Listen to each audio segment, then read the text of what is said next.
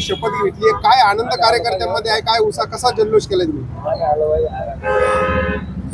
2024 ही जी विधानसभेची निवडणूक जी झाली ती अत्यंत आगळीवेगळी होती. महाराष्ट्रामध्ये पण असेल किंवा शिर्डी मतदारसंघामध्ये पण असेल. अनेक दिग्गज नेते हे आम्ही ज्यांना देव मानतो, जे आमच्या कुटुंबातील एक घटक आहे, यांना हरवण्यासाठी वेगवेगळ्या पैनी यांनी लावलेल्या होत्या. वेगवेगळे मतप्रभाव या मतदारसंघामध्ये यांनी ठेवलेले होते. वेगवेगळ्या अफवा या मतदारसंघामध्ये राहिलेल्या होत्या आणि सगळ्यांनी पैना अशा लावलेल्या होत्या की यावेळेस विखे पाटील निवडून येणार नाही, 22,000 मतांनी समोरचा उमेदवार पडणार, अशा पैनी मी पण जिंकलेल्या आहेत. पण मी त्या सगळ्या विरोधकांना सांगू इच्छितो या निमित्ताने की आजही विखे पाटील घराण्यावर प्रेम करणारी राहता मतदारसंघातील, शिर्डी मतदारसंघातील जनता ही आज पण आहेत आणि आज जवळजवळ 72,000 मतांनी साहेबांचा विजय झालेला आहे. हे त्यांना दाखवून दिलेले आहे.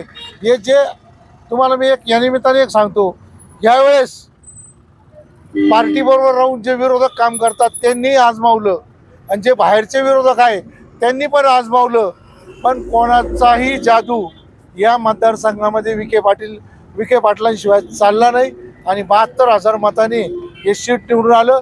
याला एकच म्हणजे युवक सुजयदादा विखे पाटील यांनी केलेले कठोर परिश्रम, साहेबांनी केलेले कामं, मतदारसंघामधील असलेल्या जनतेचा विश्वास हा जनतेने पुन्हा एकदा विखे कुटुंबियावर दाखवून दिलेला आहे.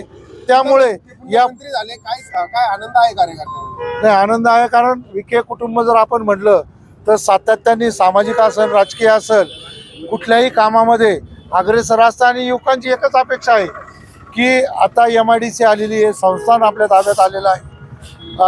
सुजयदादा नवीन हॉस्पिटल या ठिकाणी उभारणार आहेत. त्या माध्यमातून प्रत्येक युवकाला ही अपेक्षा आहे की आम्हाला या ठिकाणी कुठल्या तरी स्वरूपामध्ये आमच्या तालुक्याची सेवा करण्याची संधी विखे पाटलांमार्फत मिळेल, हीच अपेक्षा सगळ्या तरुणांमध्ये आज आहे. इथले काय कार्यकर्त्यांमध्ये देखील आनंद आहे आणि कसा साजरा केला आनंद? विखे पाटलांना मंत्रिपद हा काही नवीन विषय नाही, परंतु शिर्डी मतदारसंघाला असेल, जिल्ह्याला असेल, विखे पाटलासारखा कार्यक्षम आमची तर मुख्यमंत्री पदाची अपेक्षा होती, परंतु दुधाची ताण ताकावर का होईना या ठिकाणी भागलेली आहे. आणि आज दुसऱ्याच नंबरला नामदार साहेबांना या ठिकाणी शपथविधी घेण्याची या ठिकाणी संधी मिळालेली आहे. पक्षातील असेल, बापूंनी सांगितल्याप्रमाणे, किंवा पक्षाबाहेरचे असेल, अनेक लोकांनी या ठिकाणी येऊन दहशत आहे, असं आहे, तसं आहे आणि निवडणुकीपूर्वी अत्यंत वातावरण खराब करण्याचा प्रयत्न या ठिकाणी झालेला आहे. नामदार राधाकृष्ण विखे पाटलांनी कधीही दादागिरी केलेली नाही, दहशत या ठिकाणी कधी केलेली नाही आणि या ठिकाणी भारतीय जनता पक्षाबरोबर हा मतदारसंघ राहिला याचं विरोधकांनी आणि पक्षातील विरोधकांनी हे लक्षात घेतलं पाहिजे. लोक हे पक्षाबरोबर आणि विचाराबरोबर आणि चांगलं काम करणाऱ्यांबरोबर राहतात, आपल्याबरोबर राहत नाही, हे या निवडणुकींना दाखवून दिलेले आहे.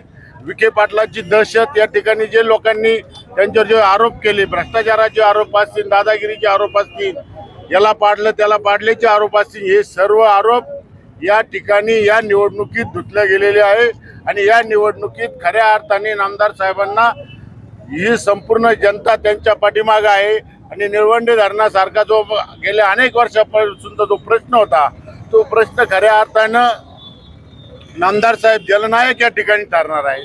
रायला नगर मनमाड रोडचा प्रश्न या ठिकाणी मी जिल्ह्यातील आणि सर्व नागरिकांना या ठिकाणी आम्ही सांगू इच्छितो की ज्या वेळेला या ठिकाणी नामदार साहेबांनी टेंडर काढण्याचे प्रयत्न केले, कामं करण्याचे प्रयत्न केले, या ठिकाणी गडकरी साहेबांना जाऊन कोण भेटतं, कामं बंद कोण करतं आणि त्यांच्याकडं ठेकेदाराकडे कमिशन कोण मागतं, याचं सर्व पुरावे या ठिकाणी लोकांना दिसत आहेत.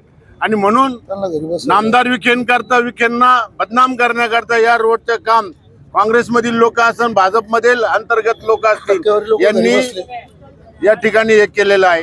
आणि राहता शहराचं जर म्हणलं तर खऱ्या अर्थाने दहशतमुक्त गाव हे 2023लाच या ठिकाणी झालेलं आहे आणि 24ला त्याच्यावर शिक्कामोर्तब झालं.